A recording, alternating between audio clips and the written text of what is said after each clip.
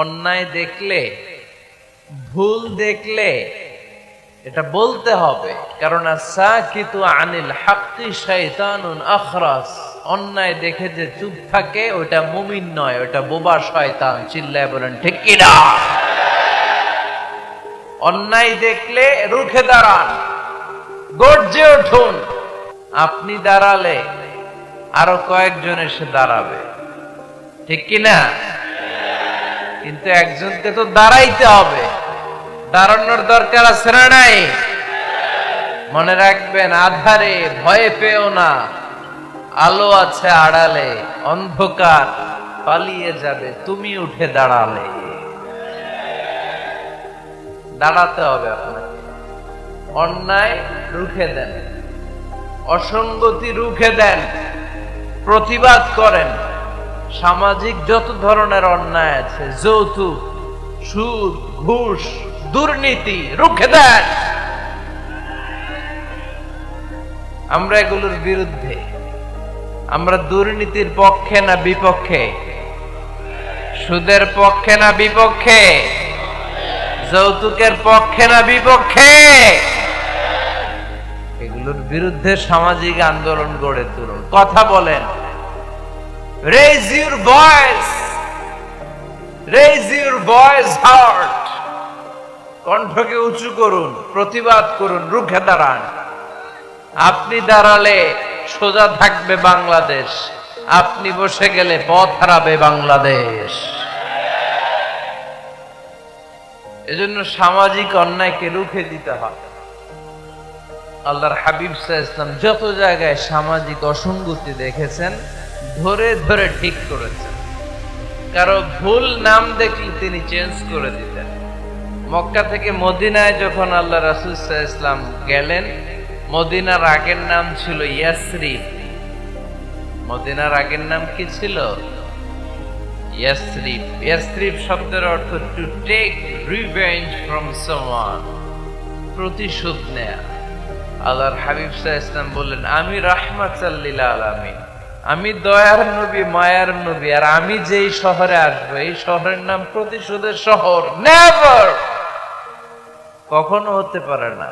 আজকে থেকে এই শহরের নাম তওবা কিংবা তাইবা, মানে পবিত্র নগরী, মদিনাতুন নবী, নবীর শহর। আল্লাহ রাসূল সাল্লাল্লাহু আলাইহি ওয়াসাল্লাম ইয়াসরিব থেকে ওই শহরের নাম ওই দিনই মদিনা শহর বানায় দিলেন। এক সাহাবীকে জিজ্ঞেস করলেন, মাসমুক, নাম কি? বলে, আমার নাম হচ্ছে হাজান। হাজান মানে দুশ্চিন্তা, অ্যাংজাইটি, মানে যে সব সময় টেনশন করে। আল্লাহ রাসূল সাল্লাল্লাহু আলাইহি ওয়াসাল্লাম বলেন, এটা একটা নাম হলো মিয়া? টেনশন কি কারো নাম হয়? রাসূল সাল্লাল্লাহু আলাইহি ওয়াসাল্লাম বললেন, শোনো, তোমাকে একটা পরামর্শ দেই, টেনশন নাম বাদ দাও, তুমি হাজান নাম কেটে সাহাল নাম রাখো, সাহাল।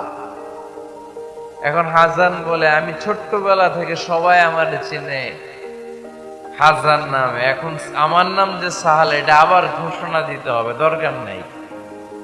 আমার হাজান আছে, এটাই ভালো, টেনশন সমস্যা নেই। ও এবার বাড়িতে চলে যাওয়ার পরে আল্লাহ সব টেনশন ওর মাথার উপরে চাপাইছে। ওর এই বিপদ, ওর ব্যবসায় মন্দা, ওর পেটে ব্যথা, ওর জ্বর, ওর অসুস্থতা, ওর ঘরে শান্তি নেই, একটার পর একটা টেনশন আরো বেড়ে গেছে। সবাই বলে হাজান, ওই যে রাসূল সাল্লাল্লাহু আলাইহি ওয়াসাল্লাম সুন্দর নাম দিয়েছিল ওইটা নেও না, এই জন্য টেনশন বাড়ছে। যাও রাসূল সাল্লাল্লাহু আলাইহি ওয়াসাল্লামের কাছে ক্ষমা চেয়ে নাম ফেরত করে নিয়ে আসো। হাজান এবার যে বলে, ইয়া রাসূলুল্লাহ, আমার হাজান নামের দরকার নাই, আপনি যেটা সাহাল দিয়েছিলেন ওইটাই ভালো। সাহাল শব্দের অর্থ সহজ। সাহাল মানে কি?